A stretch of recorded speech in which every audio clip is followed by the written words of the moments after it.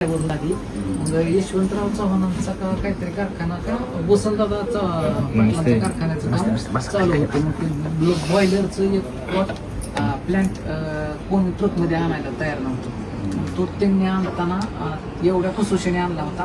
मग तिथं त्या सभेत सांगितलं होतं तुला काय पाहिजे नाही बाबा, प्लॅन्ट कोणच घेऊन आलं नव्हतं. ह्या आत्या ही सगळी सांगतात. त्यांनी सांगितलं होतं काही नको, माझ्या पोटाची मला रोजी नोकरी द्या. अंगठा 72 होती. मग आता तो पण प्रॉब्लेम आता इष्टीत नोकरी कशी द्यायची म्हणून ते त्यांनी तरी पण त्यांनी सांगितलं माझं हे घ्या आणि त्यांना इष्टी ड्रायव्हर देतात. तिथं चुलत्यांनी आम्हाला एवढं सगळं तिथं हे केलं. चांगली शंकरला पाठवा आमच्या चुलत बनवा. कोरोनात गेलो करोनात लय भारी त्यांचा पप्पा आम्ही वडील आणि आम्हाला 2 चुलत. आता इथं काय झाले 40 वर्षात इथं आसपास मोठा आपला आता जाळं केलंय आत्याच्या मुली.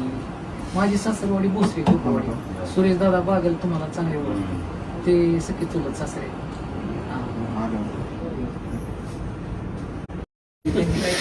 ड्रायव्हर होते साधी. मग यशवंतराव चव्हाण